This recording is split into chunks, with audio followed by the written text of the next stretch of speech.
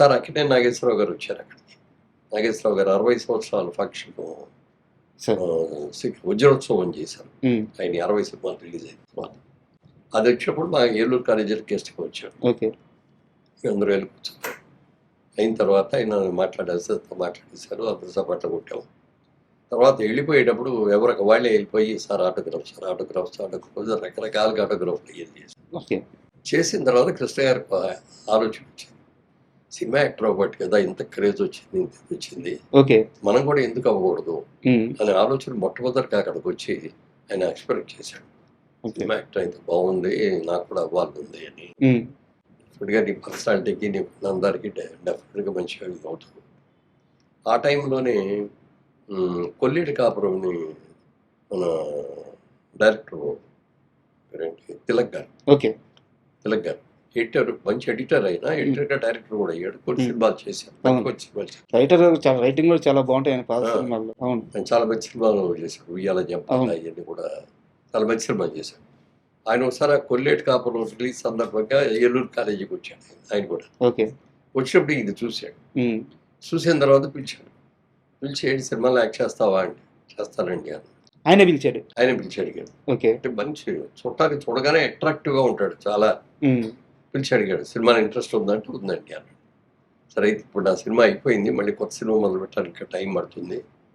నువ్వు ఇప్పుడు ఫైనల్ ఇయర్లో ఉన్నావు కదా, నువ్వు చదువు పూర్తి చేసుకొని నువ్వు నాకు ఫోన్ చేయని నెంబర్ అయ్యని ఇచ్చాడు. ఓకే. ఇచ్చే ఈయన తర్వాత చేశాడు, వచ్చేయమన్నాడు ఆయన. ఆయన వెళ్ళేటప్పటికి ఈయన సినిమా ఇంకా అప్పుడు కూడా రెడీ అవ్వాలి. అందుకని బయట ఏమన్నా ట్రయల్స్ ఉంటే చేసుకుంటా ఉండు, నువ్వు నాటకాల్లో లేదు కాబట్టి హ్మ్. నాటకాలు వేస్తూ ఉండు అని చెప్పి శోభన్ బాబు గారు, కృష్ణ గారు, సార్. ఇంకా బ్యాచ్ ఉన్నారు కొంతమంది. వాళ్ళందరూ నాటకాలు చేసేవారు మెడ్రాస్లో. క్రాంతి కుమార్ గారు కూడా మీ బ్యాచ్ అనుకుంటా. క్రాంతి కుమార్ గారు కూడా బాగా, క్రాంతి కుమార్ గారు మా బ్యాచ్. ఇప్పుడు విజయేంద్ర ప్రసాద్ గారు, సార్. రాజమౌళి గారు ఫాదర్. ఆయన మా అవును. బ్యాచ్. తర్వాత ముఖర్జీ గారు అని ఒక ఆయన ప్రొడ్యూసర్, సమత ఆర్ట్స్ సార్. ఆయన, చటర్జీ గారు, వీళ్ళందరూ కూడా మా కాలేజీ వాళ్ళు. సార్. సరే అనుకున్నట్టుగా ముందు సక్సెస్ కాలేదు, యాక్టర్గా ఏమి పొజిషన్ రాలేదు. పెళ్లి చేసుకొని ఇంటికి వచ్చేసిన తర్వాత ఆదిల్ సుబ్బారావు గారు పేపర్లో అడ్వర్టైజ్మెంట్ ఇచ్చాడు, కొత్త వాళ్ళు పెట్టి సినిమా తీస్తాను, హ్మ్. ఇంట్రెస్ట్ ఉన్న వాళ్ళు బాగున్నాడు అప్లై చేసుకుంటే అప్పుడు ఈయన అప్లై చేశాను. హ్మ్. దానికి ఇంటర్వ్యూకి పిలిచారు, చూసారు, సెలెక్ట్ చేశాను. తేనె మనసు. అలా యాక్టర్ అయ్యాడు.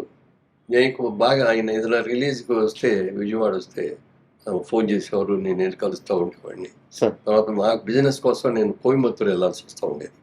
కోయంబత్తూరు తిరిగి వచ్చినప్పుడు మెడ్రాస్లో ఒక రోజు ఆగిపోయి ఈయన కృష్ణ గారిని కలుసుకొని అక్కడ ఆయన ఆ రోజంతా గడిపి ఆ రోజు రాత్రి మెయిల్కి వెళ్ళి కొన్ని అలా చాలా మంచి సినిమాలు వస్తున్నాయి, ఇది వస్తాయని అన్నీ చెప్పేవాడు, డెవలప్మెంట్ అయ్యేది. సార్.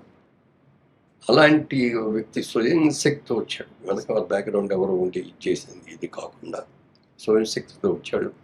ఆ గుండుగేర్ సినిమాతోటి ఒకసారి 116 తోటి అసలు ఎక్కడికి వెళ్ళిపోయాడు. ఇంకా అన్ని ప్రయోగాలు కదా. సినిమా రిలీజ్ అయిన తర్వాత ఒక్కసారిగా 15 సినిమాలు 18 వచ్చింది. హ్మ్. అక్కడి నుంచి అంత చేశాడు. ఇవన్నీ ఇప్పుడు మహేష్ బాబుకి వచ్చేటప్పటికి కృష్ణ గారి అబ్బాయి బిగినింగ్లో అంతా కృష్ణ గారి ఆ అబ్బాయి లెగసీ అయితే ఉంది. ఆ? ఆ లెగసీ అయితే ఉంది. లెగసీ ఉంది కదా, అది ఒకటి బాగా హెల్ప్ చేసింది. హ్మ్. తర్వాత ఇతనికి బాగా ఇంట్రెస్ట్ అని చెప్పి యంగ్ హీరో చిన్నప్పటి నుంచి కూడా క్యారెక్టర్ అవును. చేశాడు. మేము ముగ్గురు కలిపి ఒక సినిమా కూడా చేసాం, సినిమా పేరు గుర్తులేదు నాకు. సార్. బ్రదర్స్ లాగా చేసాం. ఓకే. అందులో కూడా ఫైట్స్ గీట్స్ ఇవన్నీ కూడా చేశాం. హ్మ్. అప్పుడు అనుకున్నాం మహేష్ బాబు కూడా చాలా పెద్ద యాక్టర్ అయిపోతాడు, కృష్ణ గారు లాగా పెద్ద యాక్టర్ అవుతాడు హ్మ్. అని ఊహించాం. అందుకంటే కూడా ఎక్కువగా పెద్ద యాక్టర్. కృష్ణ గారు అనేవారు సార్ ఆ టైంలో. కృష్ణ గారికి బాగా కాన్ఫిడెన్స్, ఓకే. మంచి యాక్టర్ అవుతాడు వీడు. హ్మ్. అంటే రమేష్ ముందయ్యాడు. హ్మ్. అవును. రమేష్ అయ్యాడు కూడా ఇంకా చిన్నాడు. అప్పుడు కూడా అనే ఉంటాడు, రమేష్ కూడా అవుతాడు, రమేష్ కూడా బాగుంటుంది, రమేష్ కంటే కూడా మహేష్ హ్మ్. ఎక్కువ ఇది అవుతాడు.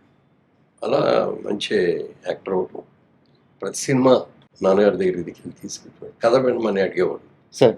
మహేష్ బాబు కూడా. కథలు అవన్నీ నువ్వే ఇండివిజువల్గా నువ్వు సెలెక్ట్ చేసుకో, ఓకే. నువ్వు ఎరగాలి. నేను చెప్పి నేను ఇది బాగుంది, ఇది వద్దు, ఇది బాగాలేదు అని చెప్పడం బాగుంది సార్. ఆ నిర్ణయాధికారికి కొడుకు ఇచ్చేసాడు. అతను అలాగే మంచి సెలెక్ట్ చేసుకోవడం, మంచి బ్యానర్లు సెలెక్ట్ చేసుకోవడం, అలాగే మంచి డైరెక్టర్ని చేసుకోవడం, అవన్నీ కూడా చేసి సక్సెస్ అయ్యాడు. ఆ సినిమా కూడా వచ్చిన తర్వాత మేము అదే అనుకున్నాం. అప్పుడు కృష్ణ గారితో ఒక సినిమా చేసాం అంతే. సార్. మా బ్యానర్లో. అందులో నాగార్జున గారి హీరోను, కృష్ణ గారి ఫాదర్. నాగార్జున గారి ఫాదర్గా కృష్ణ వారసుడు వారసుడు. సార్. ఆ వారసుడు అడిగితే ముందు నేను చేయను అయ్యా ఆ క్యారెక్టర్ అది ఇది" అన్నాడు. అని మళ్ళీ కొద్ది రోజులు అయిన తర్వాత మళ్ళీ ఆయనే ఫోన్ చేసి సరే ఒకసారి కథ వచ్చి చెప్పమనంటే అది హిందీ సినిమా, అది హిందీ సినిమా రీమేక్. అది ముందు హిందీ పిక్చర్ చూడండి సార్ అన్నాం. హిందీ పిక్చర్ చూసి అరేంజ్ చేసాం. అది చూసేసి బాగుంది, క్యారెక్టర్ బాగుంది, చేస్తున్నాలే అని అలా చేశాను. ఈ మహేష్ బాబుని కూడా మరి నేను అంటే ఇద్దరు యాక్టర్గా ఉన్నప్పుడు కొన్ని సినిమాలు కలిసి చేయడం కానీ, లేకపోతే కృష్ణ గారి అబ్బాయి గారి కానీ, కృష్ణ గారి ఫ్రెండ్ కానీ మొత్తం మీద మేము డేట్లు అడగగానే వెంటనే ఇచ్చాను. ఓకే. అన్నీ సక్సెస్ఫుల్గా జరిగినాయి, అందరూ హ్యాపీగా ఉన్నాం. ఈ సినిమాని ఇవాళ యంగర్ జనరేషన్కి చూపించాలి. అప్పుడు చూసిన వాళ్ళు అందరూ బాగానే చూశారు. యంగర్ జనరేషన్ 20 ఏళ్లలో వచ్చిన పెరిగిన జనరేషన్ అంతా అందరూ సినిమా చూశారు. సార్ టీవీలో అందరూ సినిమా చూశారు, లేకపోతే ఏదో యువతకి అన్ని రకాల సార్, అతడు సినిమా చూడని ఇల్లు 2 తెలుగు రాష్ట్రాల్లో లేదంట. లేదు. అది నిజంగా నిజం. ఎందుకంటే సినిమా ఇక్కడే కాదు, సార్ ఈవెన్ అదర్ కంట్రీస్కి వెళ్తే ఎక్కడికి వెళ్ళినా మీ సినిమా అదర్ బాగుందండి. ఆ యంగర్ జనరేషన్, అక్కడున్న యంగర్ జనరేషన్కి మురళీమోహన్ పెద్ద యాక్టరు, బోల్డ్ సినిమాల్లో చేశారు ఇది అని చెప్తే వాళ్ళకి ఏం అర్థమయ్యేది కాదు. సార్ అతడి సినిమా చూసాక సినిమా తీసింది ఈయనే అనగానే ఒక్కసారి అవునా అని వచ్చి షేక్ హ్యాండ్. ఇది ఒక గుర్తింపు అయిపోయింది. ఇది గుర్తింపు అయింది. యాక్చువల్గా నేను అందులో యాక్ట్ చేయను, సార్ నాకు ఏం క్యారెక్టర్ కూడా లేదు, నేను చేయలేదు. అందుకని మా సినిమాల్లో తీసిన సినిమాల్లో నేను ఉండాలి కంపల్సరీగా, లేకపోతే నా వేషం బాగుంటేనే సబ్జెక్ట్ సెలెక్ట్ చేసుకోవాలనేది మేము ఎప్పుడు పెట్టుకోలేదు. సార్ సినిమా బాగుండాలి, సినిమా సక్సెస్ అవ్వాలి, అందులో క్యారెక్టర్ ఎలాంటిదైనా సరే అలా చేసుకుంటూ వచ్చాను. మళ్ళీ అతడు సినిమా విషయానికి వస్తే సార్, అంటే మీకు ఒక బ్యూటీ చెప్తాను. బ్యూటీ అనే వర్డ్ ఎందుకు వాడానంటే, అతడు సినిమాకి ఈ రోజుకి ఏజ్ అయిపోవాలి, అతడు నిర్మాతకి ఈ రోజుకి ఏజ్ అయిపోవాలి, అతడు హీరోకి ఈ రోజుకి ఏజ్ అయిపోవాలి, అతడు హీరోయిన్కి కూడా ఈ రోజుకి ఏజ్ అయిపోవాలి. అవును, ఇప్పటికి కూడా హీరోయిన్గా చేస్తాను. ఇప్పటికీ హీరోయిన్గా చేస్తున్నా, చాలా అందంగా కనిపిస్తున్నారు స్క్రీన్లో. ఏం సార్ ఈ సీక్రెట్ ఏంటి సార్? అతడు సినిమాకి పనిచేసిన వాళ్ళందరూ అలాగే అందరూ ఉండిపోతున్నారు. అలాగే, ఈవెన్ కెమెరామెన్ అలాగే ఉన్నాడు, మరి డైరెక్టర్ గారు కూడా టాప్లో ఉన్నాడు. అవును ఏ విధంగా చూసినా ఆ టీం అంతా కూడా టాప్లోనే అవును, ఇప్పటికీ కూడా 20 ఏళ్ళ 20 ఏళ్ళ తర్వాత కూడా. సో ఇది మరి దీన్ని ఇప్పుడు యంగర్ జనరేషన్ అందరికి కూడా థియేటర్కి వెళ్ళి కూర్చొని సినిమా చూడాలి. సార్ ఇప్పుడు ఏమిటంటే వీడియో చూస్తున్నాం అనుకోండి, టీవీలో చూస్తున్నాం అనుకోండి, ఫోన్లు వస్తాయి, ఫోన్ మాట్లాడుతూ ఉంటాం, లేదా మధ్య మధ్యలో బయటకు వెళ్ళి వస్తూ ఉంటాం. అప్పుడు థియేటర్లో కూర్చొని సినిమా చూసేటప్పుడు ఏమిటంటే అది మొత్తం డార్క్ అయిపోతుంది కదా, స్క్రీన్ తప్ప ఇంకేముండదు, పక్కన ఉన్నాడు కూడా మనకు కనపడదు. ఇంక ఎంతసేపు మన కాన్సన్ట్రేషన్ అంతా స్క్రీన్ మీదే ఉంటుంది. సార్ అది దాంట్లో ఎక్కువ సక్సెస్ అవుతుంది. తర్వాత ఇంట్లో మీరు ఒంటరిగా సినిమా చూసిన దానికి థియేటర్లో జనం మధ్యలో కూర్చొని సినిమా చూసిన దానికి లాట్ ఆఫ్ డిఫరెన్స్. అంతే కదా సార్. ఎందుకంటే ప్రజలు ఎక్కడ రియాక్ట్ అవుతున్నారు, ఎక్కడ చప్పటి కొడుతున్నారు, ఎక్కడ బాగుంది అంటున్నారు, ఇవన్నీ కూడా థియేటర్లు తెలుస్తాయి. అందుకని థియేటర్లో చూసేటట్టుగా ఇప్పుడు సౌండ్ సిస్టమ్స్ కానీ ఇది కానీ ఎవ్రీథింగ్ అప్గ్రేడ్ చేశాం. కాబట్టి పైగా హైదరాబాద్లో ఉండేవాళ్ళ కోసం అని హైటెక్స్లో కూడా అవును నిన్న రిలీజ్ చేయడానికి వేరేగా చేయాలి.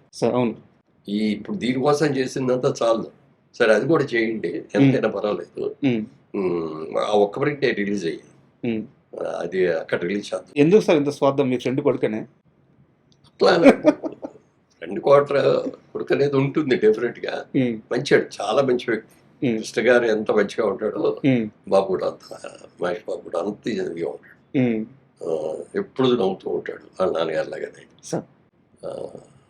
ప్లస్ మా బ్యానర్ కూడా మంచి పేరు కదా.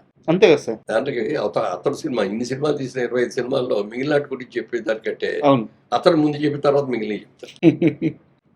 సో అందుకని వాళ్ళ అప్గ్రేడ్ చేసి జనానికి మళ్ళీ ఒకసారి బాగా చూపించాలనే ఉద్దేశంతో చేశాం. సార్ నిన్న ప్రెస్ మీట్లో మీరు మాట్లాడుతూ ఆ నాజర్ గారి క్యారెక్టర్కి సోమబాబు గారిని అడిగాను. సో నన్ను హీరోగానే జనాలు గుర్తుపెట్టుకోవాలి, ఆ వేషం వేయలేని సున్నితంగా తిరస్కరించాలని మీరు చెప్పారు సార్. బట్ నా డౌట్ ఏంటంటే సినిమా రిలీజ్ అయిన తర్వాత సోమబాబు గారిని కలిసారా?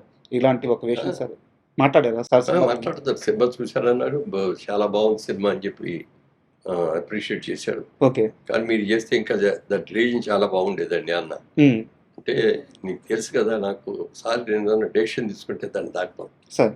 సోమన్ బాబు అనగానే హీరోగా కనపడాలి, హీరోయిన్లతో ఉండి పాటలు పాడుతూ మంచి సీలింగ్ చేస్తూ అట్లాగే ఉండాలి తప్ప సోమన్ బాబు అనగానే ఓల్డ్ క్యారెక్టర్ చేసి, లేదా తాత క్యారెక్టర్ చేసి, లేకపోతే గుంటెడుగా గుడ్డెడిగా చేసి, బెడ్ మీద మంచం మీద ఉండే పేషెంట్ లాగా చేసి అట్లాంటివి నేను చేయను.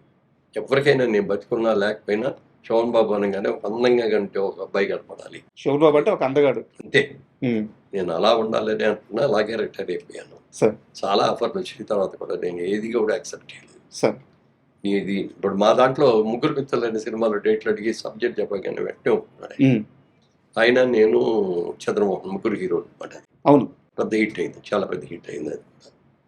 అట్లా ఏమాత్రం అవకాశం ఉండేవాడు చేసేవాడిని అన్నాడు. సార్ తర్వాత ఇవాళ నేను రియల్ ఎస్టేట్ వ్యాపారం చేస్తామంటే దీనికి గీతోపదేశం చేసింది కూడా శోభన్ బాబు గారే నాకు.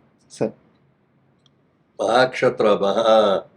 కురుక్షేత్ర యుద్ధంలో అర్జునుడు కృష్ణుడు చేసినట్టు అర్జునుడు ఇక నేను చేయను, అందరు కూడా నా ఫ్యామిలీ మెంబర్స్, బ్రదర్స్, కజిన్స్ వీళ్ళందరూ ఉన్నారు, వీళ్ళందరూ మీద నేను వాడాలి వేయటం చప్పటం అనేది నాకు నచ్చట్లేదు, నేను చేయను అని చెప్పి దిగితే సార్ అప్పుడు గీతోపదేశం చేస్తాడు కృష్ణుడు. చేసి ఇది అనుకోకూడదు, అసలు ఇట్లాంటి మనసులో పెట్టుకోకూడదు అని చెప్పాడు. అక్కడి నుంచి మళ్ళీ యుద్ధం చేస్తాడు. అలాగే నన్ను అడిగాడు ఒక రోజున, మురళీమోహన్ గారు మీరు ఎర్నింగ్స్ అన్ని ఏం చేస్తారు, మీరు ఎక్కడ ఇన్వెస్ట్ చేస్తారా అని. సార్ బేసికల్గా నేను బిజినెస్ మ్యాన్ అండి, విజయవాడలో ఉంటాడు, బిజినెస్ చేసేవాడిని. ఆ బిజినెస్లో వచ్చి సినిమాల్లోకి వచ్చాను, అనుకోకుండా అవకాశం వచ్చేది వచ్చాను. ఇప్పుడు మళ్ళీ ఆ బిజినెస్ అనే దాన్ని మర్చిపోకూడదు అనే ఉద్దేశంతో జైపేరి బ్యానర్ పెట్టి సినిమాలు తీసుకుంటూ వస్తున్నానండి. తర్వాత 2 డిస్ట్రిబ్యూటింగ్ కంపెనీల్లో లక్ష్మీ చిత్రాన్ని ఒకటి రెండు సినిమాల్లో నేను పార్ట్నర్గా కూడా చేరానండి. అని సినిమాలు మీరు తీస్తున్నారు, చాలా బాగా తీస్తున్నారు, బ్రహ్మాండం అది దాంట్లో కానీ 2 డిస్ట్రిబ్యూటింగ్ కంపెనీలో మీరు షేర్ హోల్డర్ అయ్యానారే, అది మాత్రం మీరు తప్పు చేస్తున్నారండి అని. అదేంటి అని, మీరు వెళ్ళి కూర్చుంటారు అక్కడికి, ఎప్పుడు అస్సలు కుదరదు కదా, నేను ఎట్లా వెళ్తాను, వాళ్ళు ఎవరో కష్టపడి సంపాదించి నీకు లాభాలు పంచిపెడతారు అని అనుకుంటే నీ అంత తెలియదు కూడా ఎవరు లేరు. లేదండి మంచిగా అదే అలాంటిది జరగదని అన్నా. కానీ నా అదృష్టం నాకు తెలియదు, ఆయన అన్నట్టే జరిగింది. ఒక దాంట్లోనేమో మొత్తం పెట్టుబడి అంతా పోయింది. సార్ రెండో దాంట్లో వాడు చేసిన అప్పులన్నీ కూడా నా మీద పోయింది. ఆ అప్పులన్నీ నేను తీర్చాల్సి వచ్చింది. అప్పుడు ఆ అప్పులు ఇచ్చిన వాళ్ళందరూ కూడా ఫైనాన్సర్స్ అందరూ కూడా పిలిచి, నాకు సంబంధం లేదు, అయినా సరే కంపెనీలో నేను పార్ట్నర్గా ఉన్నాను కాబట్టి నేను చేయాల్సి వస్తుంది, అందుకని మీకు వడ్డీలు ఇవ్వను, మీకు ఒరిజినల్గా ఎంత ఇచ్చారో అంతలో 50% ఇవ్వగలను, నేను అంతకు మించి ఇవ్వలేను, అది మీరు యాక్సెప్ట్ చేస్తూ వచ్చి తీసుకోండి, ఒక 2 నెలల రోజులు అటు ఇట్లో ఇచ్చేస్తాను అందరికి. అలా కాదు అని అనుకుంటే మీ ఇష్టం, కోర్టుకు వెళ్తారు, ఏం చేస్తారు మీ ఇష్టం. నా దగ్గర కెపాసిటీ లేదు ఇచ్చేది, అసలు మీకు సంబంధం కూడా లేదు, ఇవ్వాల్సిన అవసరం కూడా లేదు. వాళ్ళు ఎవరో ఇచ్చిన వాళ్ళు ఎవరో నాకు తెలియదు, వాళ్ళ మొహం ఏం చూడలేదు. నేను సినిమా యాక్టర్గా నేను వాళ్ళకి తెలిసి ఉండొచ్చు, కానీ వాళ్ళు ఎవరో నాకు తెలియదు కదా. ఇప్పుడు మా సొంత సినిమాలకు కూడా మా ఫైనాన్సర్స్ దగ్గరికి నేను మాట్లాడతాను. బ్రదర్ కిషోర్ గారే ఉన్నారు, ఆయనే మాట్లాడతారు, ఫైనాన్షియల్ డీలింగ్స్ అన్నీ కూడా ఆయనే చేస్తాడు.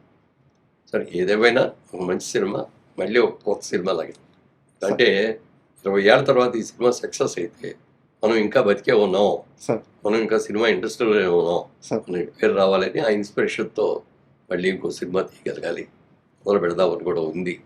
అయితే ఇందాక మొన్న నా ప్రెస్ మీట్లో మీరు కూడా ఉన్నారు కాబట్టి అందులో ఎవరో అడిగారు దీనికి పార్ట్ 2 ఎవరో తీస్తారా అని. అదే సార్ నెక్స్ట్ అది ఒరిజినల్గా ఆ థాట్ డైరెక్టర్ గారికి కూడా ఉందనుకుంటా, అందుకే దాన్ని ఎండింగ్ కూడా మమ్మల్ని సూపర్ షాట్ అని చెప్పి అందరూ అన్ని క్యారెక్టర్లు కలుసుకోవటం, ఇవన్నీ చెప్పడం, లేకపోతే ఒక పార్ట్ పెట్టడం, ఇవన్నీ చేస్తారు కదా, అందులో అది ఏమి ఉండదు. అక్కడ క్లైమాక్స్ అయిపోయిన తర్వాత నది ఒడ్డుకు వచ్చేసి అస్థికులు కలిపేసి మళ్ళీ తిరుగు ప్రయాణం ఆ ఊరు బాసర్లపూడి అక్కడికి వెళ్ళిపోతున్నారు అన్నట్టు ఒక క్యాప్షన్. సార్ ఇక్కడ నాకు ఒక చిన్న డౌట్ సార్, అంటే ఇప్పుడు మహేష్ బాబు గారు పాన్ ఇండియా సినిమాలు తీస్తున్నారు, త్రివిక్రమ్ గారు అదే స్థాయిలో ఉన్నారు.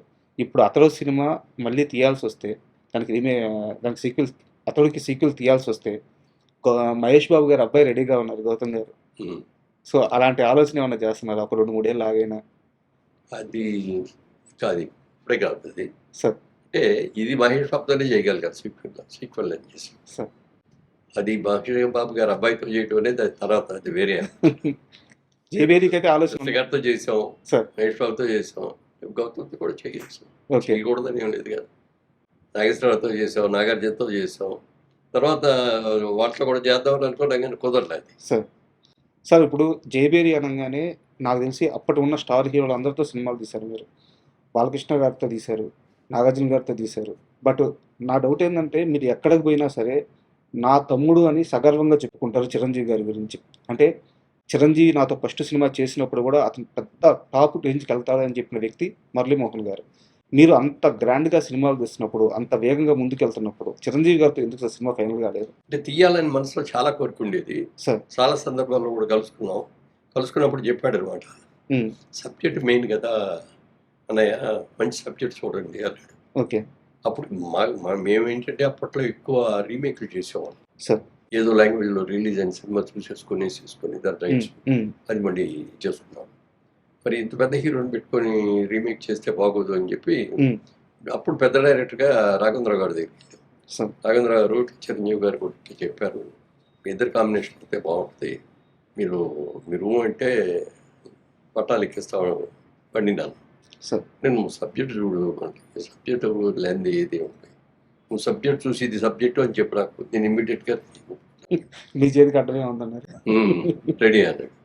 కానీ మరి అది ఆ కాంబినేషన్ ఎందుకో కుదరలేదు. సార్ మా ముగ్గురు కాంబినేషన్తో చేద్దామని అనుకున్నాం. అది మ్మ్. ఏపీ బ్యానరు చిరంజీవి గారు రాఘవేంద్రరావు గారు అని అనుకున్నాం. అది సార్ దాంట్లో సంఖ్య తీయలేకపోయాం. సార్ మీరు 50 సంవత్సరాల సినీ ప్రయాణం, ఎన్నో విజయాలను చూస్తున్నారు. అంటే మీ ముందు ఒక సినిమా నెంబర్స్ గురించి మాట్లాడడం అంత భావ్యం కాదు. కాకపోతే ఇప్పుడున్న పరిస్థితుల్లో ఏంటంటే, మొన్న కలేజా సినిమా రిలీజ్ అయినప్పుడు 10 కోట్ల దాకా కలెక్షన్ చేసింది. అండ్ అతడు సినిమా నెంబర్స్ పరంగా ఎంత రేంజ్కి వెళ్తుందని మీరు అనుకుంటున్నారు? అది దాని గురించి నేనేం ఎక్స్పెక్ట్ చేయట్లేదండి. సార్ ఎందుకంటే మనం చేయాల్సిన కృషి మనకి మొదటి నుంచి కూడా బాధ అదే, సార్ నీ కృషి నువ్వు చేయి, సార్ ఫలితం గురించి ఆలోచించదు. గీతలో చెప్పిన వాక్యం సార్ కృష్ణప్రార్థంతో చెప్పి. అందుకని మా కృషి మేము చేస్తున్నాం. ఉమ్, మళ్ళీ పాత సినిమా లాగా కాకుండా కొత్త సినిమా లాగా ఉండేటట్టుగా ఉమ్, అన్ని టెక్నికల్గా కూడా దాన్ని బాగా డెవలప్ చేసి చేస్తున్నాం.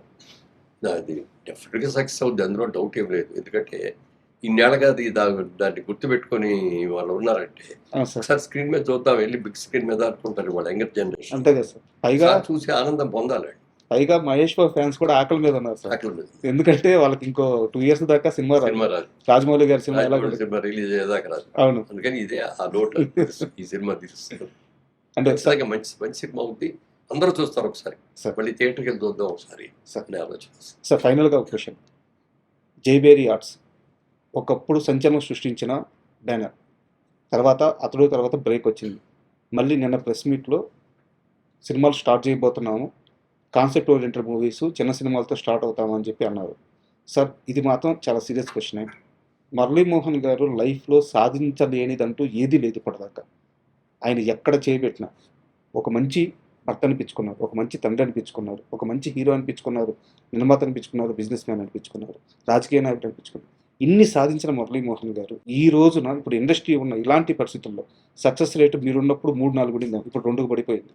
ఇంకా గట్టిగా మాట్లాడితే ఒకటే సార్. అంటే టైప్ 2 హీరోలకు కూడా థియేటర్కి ఆడియన్స్ రావట్లేదు. ఇలాంటి సమయంలో మురళీమోహన్ గారు ఎందుకు ఈ డేర్ చేసి మళ్ళీ నిర్మాణంలోకి వస్తున్నారు? అంటే ఇవాళ ఈ స్టేజ్కి వచ్చేవాడి బేస్ అంతా సినిమాయే కదా సార్. నేను విజయవాడలో ఉండగా నా బిజినెస్ చేస్తే మా అయితే ఒక ఇల్లు కొనుక్కుని ఉన్నాయి, అవును. విజయవాడలో ఎక్కడో సెటిల్ అయ్యి ఉండేవాడిని. లేదు బాగా చదువుకొని ఉద్యోగం చేస్తే రిటైర్ అయిపోయి ఇప్పుడు పెన్షన్ తింటా ఉండేవాడిని. సార్ ఇవాళ ఈ స్టేజ్ వచ్చిందంటే cinema, sir because of cinema ఈ రోజు ఈ స్టేజ్లో ఉన్నాం.